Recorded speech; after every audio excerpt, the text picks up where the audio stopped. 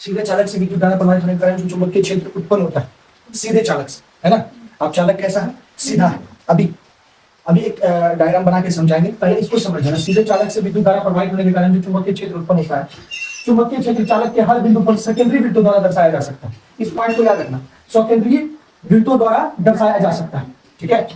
चुंबकीय क्षेत्र की दिशा दक्षिण हस्त अंगुष्ठ नियम या दिक् सूचक से दी जा सकती है। कंपास से, मैग्नेटिक कंपास से दिशा दी जा सकती है, या दक्षिण हस्त नियम, है ना। मैक्सवेल का दाहिना हाथ का नियम होता है ना, मैक्सवेल के दक्षिण हस्त नियम जो होते हैं उससे दी जा सकती है। बात समझ में आए? चालक के नजदीक वाले वृत्त निकट निकट होते हैं, ठीक है। वो डायग्राम अभी बनाएंगे तो देखना, उसमें चालक के नजदीक वाले वृत्त निकट निकट होते हैं। चुंबकीय क्षेत्र A इक्वल टू धारा की शक्ति, धारा की शक्ति जितनी होगी चुंबकीय क्षेत्र उतना क्रिएट होगा। बात समझ में आ गई? चुंबकीय क्षेत्र A इक्वल टू 1 बटे चालक से दूरी, चालक से दूरी जितना 1 बटे चालक से, यानी कि हमेशा ऐसा कर सकते हैं कि चुंबकीय क्षेत्र जो होता है चालक से दूरी व्युत्क्रम होता है ना। 1 बटे चालक से दूरी मतलब मैग्नेटिक फील्ड जो होता है चालक से कितना दूर है, मतलब 1 बटे मतलब व्युत्क्रम उसका 1 बटे चालक से दूरी हमें मैग्नेटिक फील्ड प्राप्त करके देती है। जैसे कि एक डायग्राम से इस बात को समझना, ठीक है। इसको मिटाते हैं, ठीक। अभी देखना कि भाई साहब यहां से हम एक चालक को गुजारते हैं जिसके बीच में क्या लगा हुआ है? गत्ता लगा हुआ है। क्या लगा हुआ है? गत्ता लगा हुआ है। गत्ता मतलब कुछ लगा दिए हैं, ठीक है। सही से बना जी, ऐसा लगा हुआ है। हाँ। यहां से तार आया, यहाँ पे ये एक बैटरी से जुड़ा हुआ है, माइनस प्लस माइनस प्लस। इसको ए बोल देते हैं छोर को, इस छोर को बी बोल देते हैं, इस छोर को ए बोल देते हैं, इस छोर को बी बोल देते हैं। अब यहाँ से करंट ए टू बी जा रहा है, ठीक है। अभी करंट कहां से कहां जा रहा है? ए टू बी। इसको तब प्लस करना होगा जी, इसको तब प्लस करना होगा, प्लस माइनस प्लस, है ना। अभी करंट प्लस से माइनस आ रहा है, ध्यान से देखना।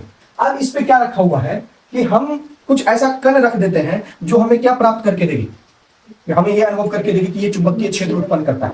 इस पे ऐसा कोई पदार्थ को रख देते हैं, ठीक है, ऐसा जो हमें क्या बताए कि चालक से होता हुआ क्या हो रहा है कि भैया चुंबकीय क्षेत्र जा रहा है। तो जैसे हम इसका स्विच ऑन करेंगे, जैसे हम इसका क्या ऑन करेंगे? स्विच ऑन करेंगे, तभी क्या होगा कि धारा प्रवाह होगा। क्या होगा? धारा प्रवाह होगा। धारा प्रवाह होने से यहां स्विच लगा, क्या फायदा? इधर कहीं स्विच लगा, ठीक है। स्विच देने से इसके अंदर क्या प्रवाह होगा? आई का प्रवाह होगा, धारा प्रवाह होगा। धारा जैसे इसके अंदर से प्रवाह होगा, सबसे पहला पॉइंट क्या लिखाए थे? हाँ, सकेंद्रीय वृत्तों द्वारा। अब जो है ना, ये जो पार्टिकल्स हैं ये इस तरह से क्या हो जाएंगे? सकेंद्रीय वृत्तों में क्या हो जाएंगे? व्यवस्थित हो जाएंगे। इसमें व्यवस्थित हो जाएंगे, सकेंद्रीय वृत्तों में क्या हो जाएंगे? व्यवस्थित हो जाएंगे। इस तरह से ये क्या हो जाएंगे? व्यवस्थित हो जाएंगे। यही सेकेंडरी वृत्तों में क्या हो जाते हैं? व्यवस्थित हो जाते हैं। हम तो इस बिंदु पर ना चेक किए, ऐसा तो चालक के हर एक बिंदु पे हो रहा होगा, इसलिए पहला पॉइंट वो लिखाए थे, ठीक है। दूसरा क्या लिखाए थे?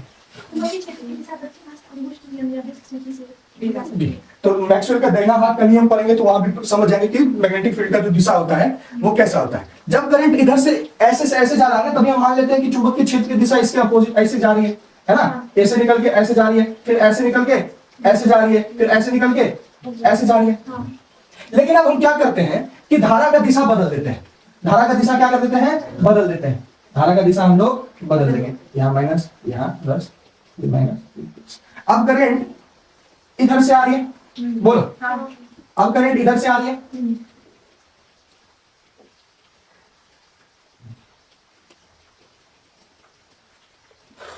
अब करंट इधर से आ रही है, अब करंट इधर आ रही है, V2 है ना। अब इसका क्या होगा डायरेक्शन? ध्यान से देखना। अब जो ये कण थे, अब ये जो मैग्नेटिक मतलब चुंबक के प्रभाव का दिशा को करेंगे तो अब ये कैसा हो जाएगा? बात समझ रहे?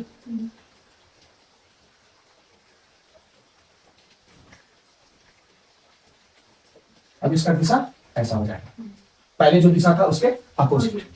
मतलब कि धारा की दिशा को बदलें तो क्या देखिए कि चुंबक की दिशा, चुंबक के प्रभाव की भी दिशा बदल रही है। बात समझ में आ रहा है? जिसको हम लोग किससे समझेंगे? इसके मैक्सवेल के दक्षिण हस्त नियम से समझेंगे। बात समझ में आ रही है? ये पॉइंट को समझे कि नहीं समझे?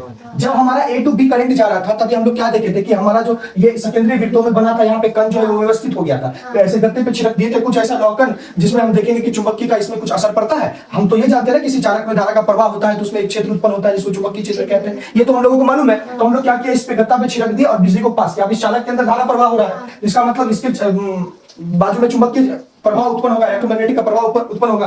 तो हम ये लौ पदार्थ तो कुछ तो एक्शन लेगा, कुछ तो इसके बीच में एक्शन होगा। ये एक्शन कैसा होता है? ये सेकेंडरी वृत्तों में व्यवस्थित हो जाता है। क्या हो जाता है? सेकेंडरी वृत्तों में व्यवस्थित हो जाता है। और जब व्यवस्थित होता है तो हम पहले क्या किए थे, धारा की दिशा इधर से इधर रखे थे, तो ये नीचे से ऊपर की ओर ऐसे घूम रहा था, ऐसे घूम रहा था, इधर जा रहा था, इधर जा रहा था। लेकिन अब क्या किया, हम बी टू ए कर दिए धारा की दिशा, तो ऐसे जा रहा है, ऐसे जा रहा है, जा रहा है कि नहीं जा रहा?